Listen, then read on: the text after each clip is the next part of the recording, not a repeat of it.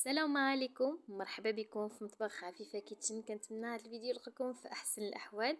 وصفه اليوم ان شاء الله غنوجدو فخذ غنمي طيب في الفران بطريقه سهله ومبسطه للعراضات والمناسبات السعيده ديالكم، وبالتقديم راقي. نمروا ان شاء الله للمقادير والطريقه ديال التحضير. خليكم معايا.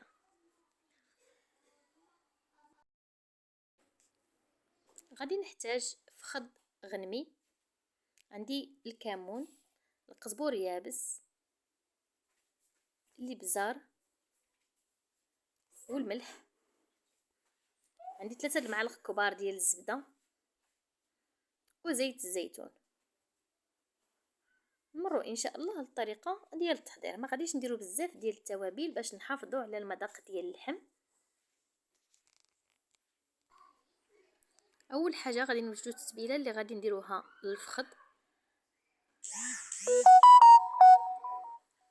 معلقه ديال الكمون، معلقه ديال الملحه، ومعلقه ممسوحه ديال الابزار، ومعلقه ديال القزبور يابس، كلهم معالق صغار. غادي نضيف زيت الزيتون،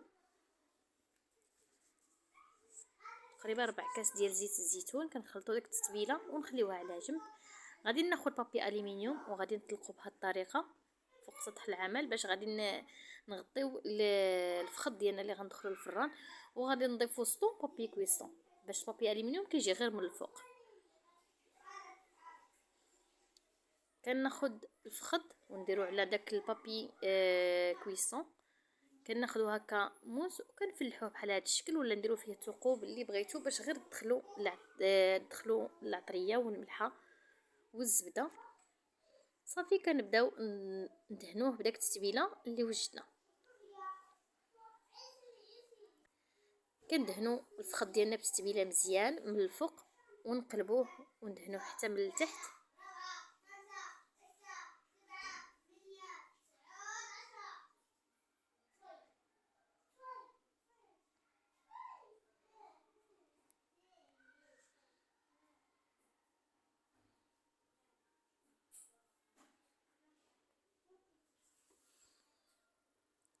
صافي من بعد ما كندهنوه بالتتبيله مزيان غادي نرجعوا الوجه ديالو للفوق هكا نقلبوه، وغادي ناخذ داك المكعبات ديال الزبده وغادي نضيفهم فوق الفخذ بحال هذا الشكل هذا. الزبده باش تخلي لنا اللحم يجي فتي وحتى هي كتعطيه واحد اللذه.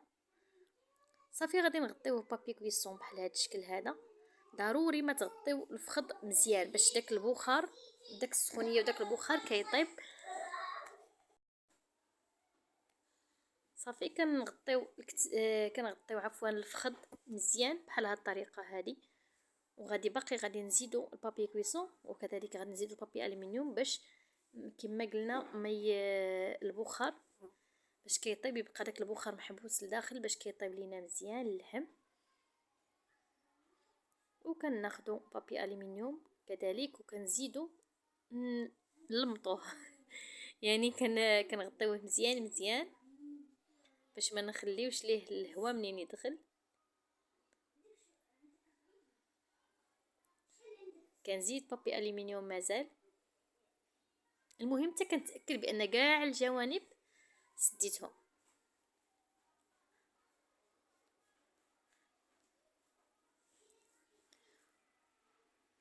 وكندخلوه للفران. بالنسبه للفران انا المده اللي خدا ليا الفخذ 5 ديال الساعات على عافيه مهيله. كنخليو الفران في الاول مجهد، منين كنحسو بالفخذ سخن صافي وسخن الفران مزيان كنقصوا العافيه ونخليوه. خليته 5 ديال الساعات بالضبط.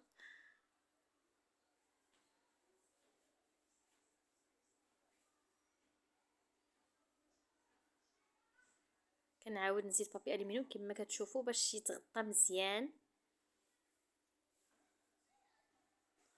صافي كنديروه في الطاوه وكندخلوه للفران. غادي ندخلوه للفران ونمروا ان شاء الله نوجدوا باش غادي نرافقوا الفخذ ديال الغنمي.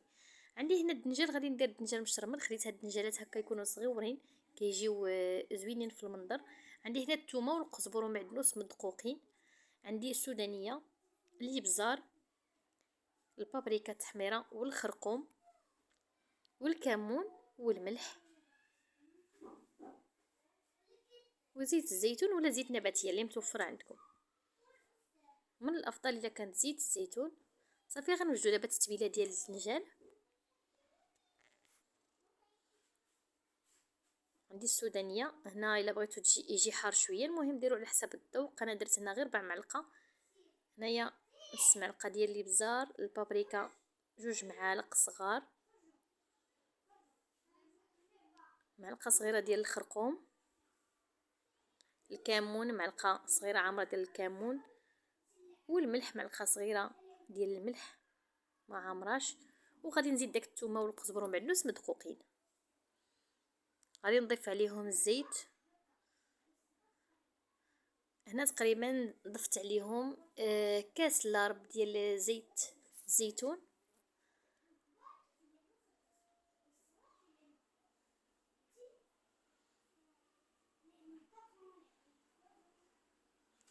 صافي غادي ناخذ طنجره ديال الضغط هي اللي غادي نطيب فيها الدنجال. غادي ناخذ داك الدنجال وغادي نفلحو على 4، نقسموه على 4 صافي. وكنبداو نشرملو الدنجالات ديالنا ونديروهم في الطنجره ديال الضغط.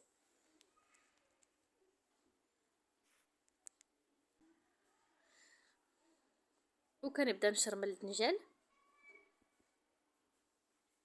نشرملوهم من الوسط مزيان وغنبداو نديروهم في الكوكوط.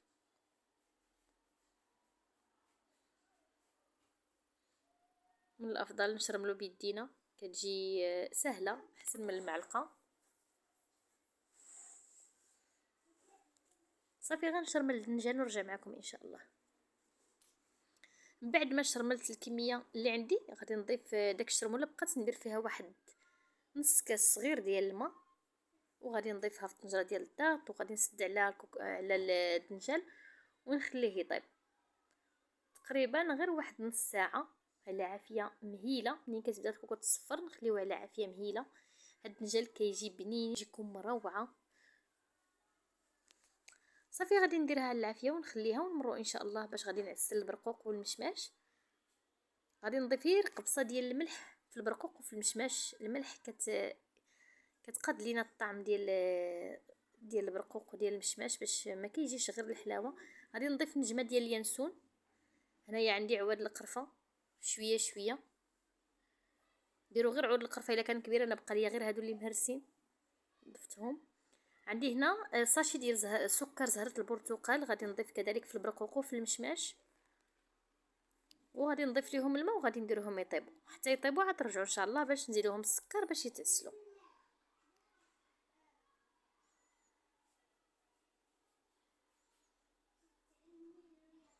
غنديرهم يطيبوا ان شاء الله ونمروا ان شاء الله باش نوجدوا الخضره اللي غادي نفوروها.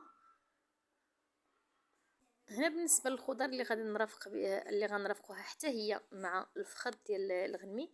عندي هنا البروكلي ويمكن لكم تسلقوهم، انا غادي نديرهم مفورين. من الافضل ديروهم مفورين كيجيونا ساهلين وكيتفوروا في مره واحده. غادي ناخذ البروكلي غادي نديروه في واحد الجهه وبطاطا في واحد الجهه والجزر كذلك. الطريقه هذه كتجي سهله لان كلشي كيطيب في مره وكيبقاو مقادين ومستفين كل حاجه بوحدها. غادي نضيف عليهم غير شيشه ديال الملح وغادي نديرهم حتى يتفوروا صافي ونديروهم يتفوروا ونمروا ان شاء الله نشوفوا ونمروا ان شاء الله هنشوف البرقوق والمشماش من بعد ما طابوا كيبقى فيهم غير شويه ديال الماء. غادي نضيف دابا السكر، غنضيف المشماش 3 المعالق ديال السكر وغادي نضيف البرقوق كذلك.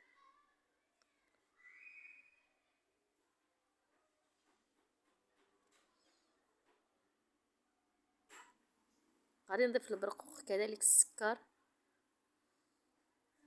ونخليهم حتى كيتعسلوا وكيبقى فيهم غير داك السيرو. نمروا ان شاء الله باش نشوفوا الدنجال من بعد ما طاب.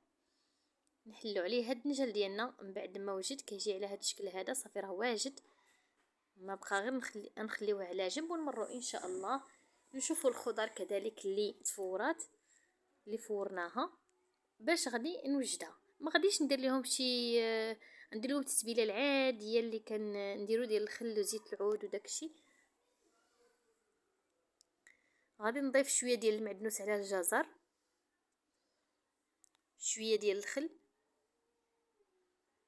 معلقه صغيره ديال الخل، شويه سودانيه غير القليل باش ما يجيش حار، شويه ديال الفلفل الاسود، الملح ما غنضيفش ليهم، ضفت ليهم الملح، غنضيف زيت الزيتون. الملح ضفتو ملي كانوا كيتفوروا، ما غاديش نضيف الملح دابا كيف ما غادي تلاحظوا. صافي كنخلطوا الجزر ديالنا وها هو واجد.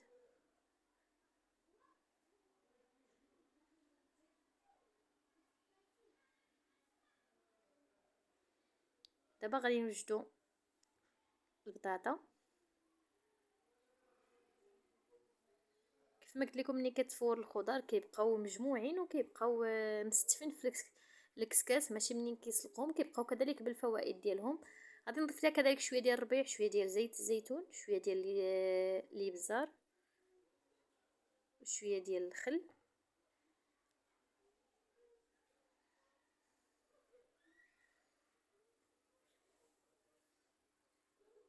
صافي الملحه كما قلت لكم حنا ضفنا الملحه فاش كنا كيطيبوا، ما غاديش نعاودو نضيفوها.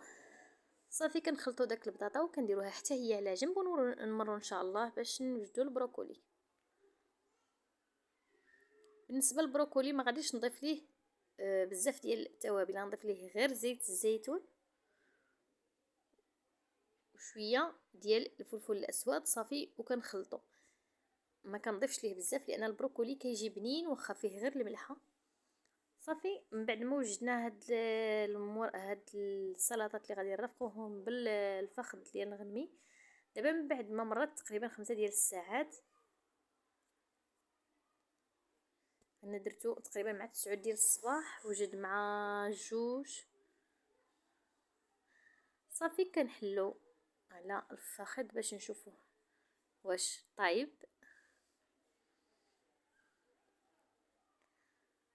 صافي تبارك الله، هو كيف ما كتشوفوا تيجي طايب زبده ولذيذ. كيف ما كتشوفوا منين كنقيسو هكا بفرشيطه كنلقاو اللحم كتحيد بوحدها تبارك الله صافي كيكون طيب. دابا غادي نحطو في الطبق ديال التقديم. بغيتو تخليوه يتحمر شويه، انا ما خليتوش، ما كانش عندي الوقت، ما دخلتوش كاع يتحمر كيف ما طاب حطيته. صافي غادي نبدا دابا نحط داك الخضر اللي وجدت اللي كنرافقها مع الفخذ ديال الغنمي. كنحطو الدنجال، كنحطو الجزر اللي وجدنا،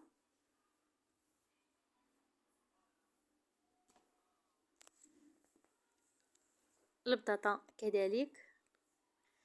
والتقديم في الدريساج كيبقى على حسب الذوق ديالكم، يمكن لكم ديروا اللي حبيتو وترافقوه مع الفخذ، ماشي مشكل، كيبقى على حسب الذوق. هنا درت البرقوق والمشماش، درتهم في الكيردون ودرتهم في الفخذ بحال هكا، وزدت شويه ديال البرتقال، مطيشه سوغيز. صافي هذا هو الشكل النهائي. وهنا رافقته كذلك حتى بالحمص الشامي كان عندي حتى هو، زدته في التقديم. ما بغيتش نطول لكم فيديو باش نصوروا معكم، راني مصوره في القناه، راه كاين فيديو ديال على تحضير الحمص. كيف ما كتشوفوا الحيمه كتجي دايبه زبده وتيجي بنين. كنتمنى الوصفه ديال اليوم تكون نالت الاعجاب ديالكم، ما بقى الا نقول لكم بالصحه والراحه وشهيه طيبه. السلام عليكم ورحمه الله.